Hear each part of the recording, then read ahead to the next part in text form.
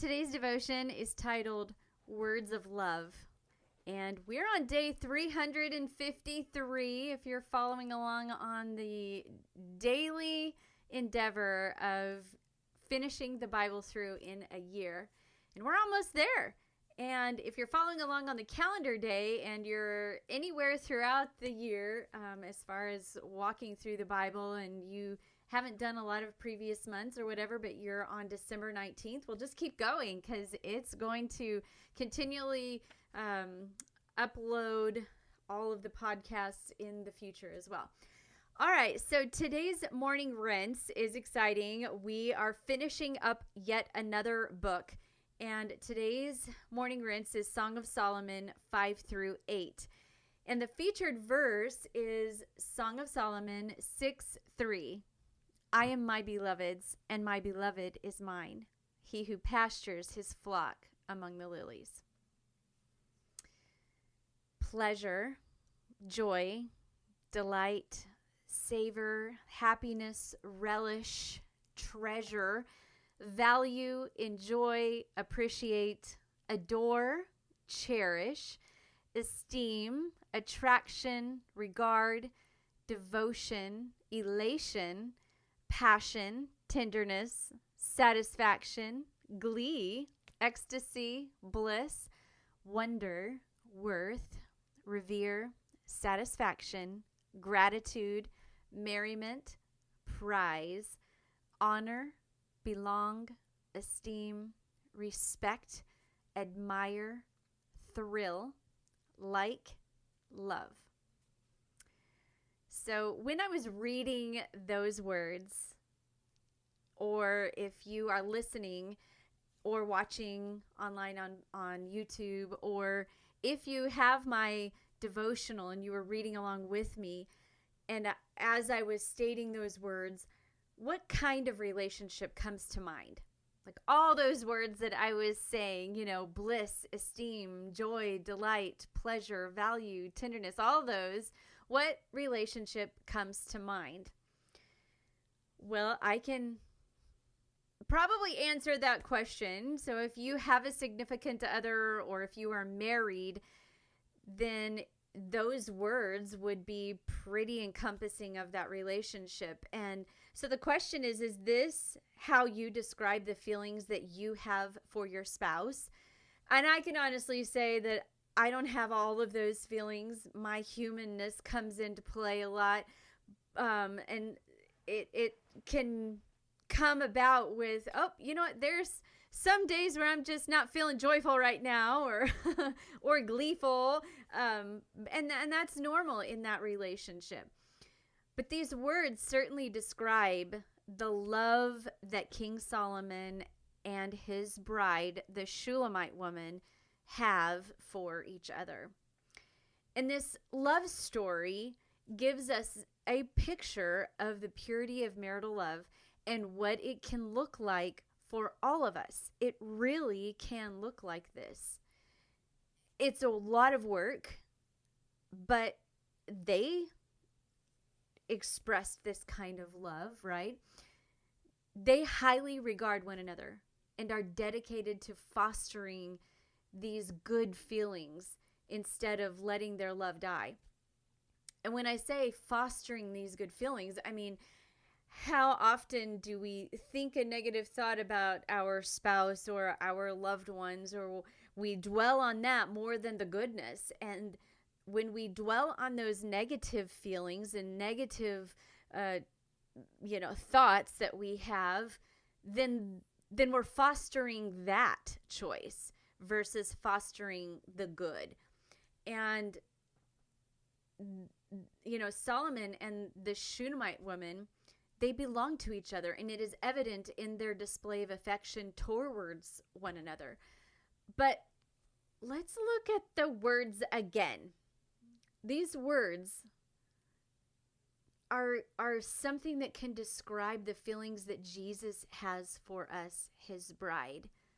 I'm going to state these words again and just think about that when I'm saying these words, that Jesus has these words, these feelings, this love for us. Pleasure, joy, delight, savor, happiness, relish, treasure, value, enjoy, appreciate, adore, cherish, esteem, attraction, regard, devotion, elation, passion, tenderness, satisfaction, glee, bliss, wonder, worth, revere, satisfaction, gratitude, merriment, prize, honor, belong, esteem, respect, admire, thrill, like, love. When you think about it, and how these words can also be used to describe the feelings that Jesus has for us, his bride, it brings about a whole new perspective, right? We belong to him and he to us as well. And so what better earthly relationship to mirror than the one shown in the Song of Solomon to help us understand the heavenly bond that we can have with Christ. And again, I said this yesterday. He wrote over 1,000 songs, and this is the one that got written into its own book.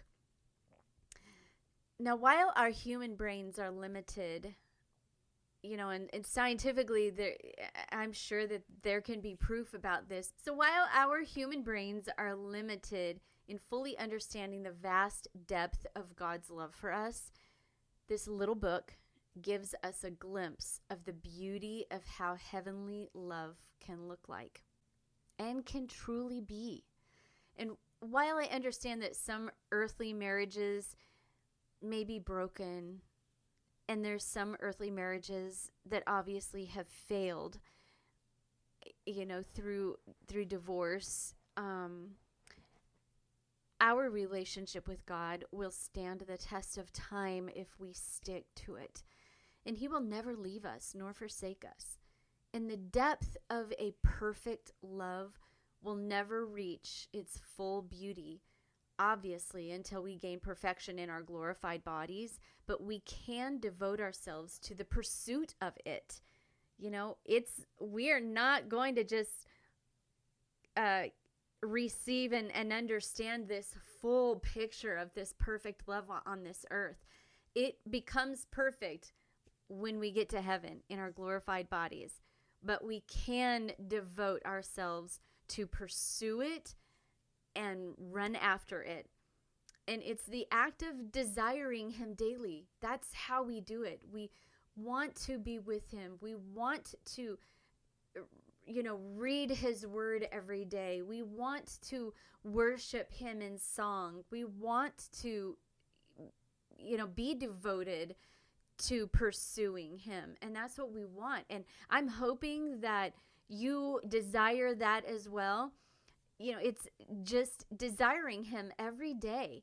It's longing for his presence every day. It is running after him every day. And then it's also accepting these words of love that he has for us daily. And isn't that a beautiful thing that we can look at the Song of Solomon and look at these words of love and realize that all of these words, yes, they encompassed what Song of Solomon and the Shulamite woman were saying to each other. But that's just a mirror of what Jesus has in his heart for us and what we can have in our heart for him too. So the challenge to dig deeper today is I want you to, if you have my devotional, then read the words of love again. And honestly, look up the meanings of some of these words and ask God to deepen that word of love in you as you gain understanding of it through your research. Some of these words are very deep and they have several meanings, and yet we don't sometimes focus on these words, but pick, 2 or 3 of them and hone in on what they actually mean. Maybe look up the Greek or Hebrew of it, depending on if it's in the Old Testament. You would look up Hebrew, and in the New Testament's Greek. And if you look up those words, even just a few will inspire you, I promise. And so that is your challenge, to dig deeper and to apply it to our lives today. And how we can apply the Song of Solomon to our lives today is to take some of these words, look them up, look the meanings of them up and the origin of them, and allow God to minister to you through using these words for your life. And hopefully you can gain some understanding through your research, and hopefully then too, you will be able to pursue God even in a deeper way with using some of these words of love. And I am so encouraged. I love now the book of Song of Solomon. And, if you are single out there, do not be afraid of this book because, of what it symbolizes and some of the verbiage and the love descriptions in it. Don't be afraid of this book, but instead embrace this book and look at it as a love story to you from our Heavenly Father. And that's what I want you to take from Song of Solomon. And when you pull out your journal tonight and you're having your evening reflection and you're writing down some of the things that you might have gleaned from today, out of all of the list of words, what word or words of love did you focus on today? And write those words in your journal. And write down any thoughts that you had about the meaning and how you can apply it to your relationships today. And those relationships can be anybody.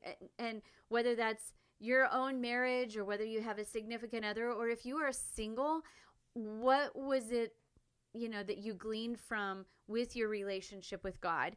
And what were the words of love that you focused on, and what were the meanings? And write all this down, because next time you open up Song of Solomon, you might have a completely different perspective. And there might be another word that you want to do a little bit of a deeper dive on, and write it in your journal as well. And so I hope that it inspired you. And if you do not have my devotional, or you know of somebody that would like to have one, the links are in the show notes as well as on my YouTube channel. And I am so excited. We're going to be starting another book tomorrow. We're moving to the T's, and that's Thessalonians. So we are going to be back into the New Testament tomorrow. And I am hoping that you have enjoyed the way that this plan has been, and us walking through the Bible and reading these passages both in the Old and the New Testament. So I hope that you enjoy it, and be sure and share this episode with somebody that you think might be encouraged. And until tomorrow, keep rinsing, reflecting, and repeating. God bless you.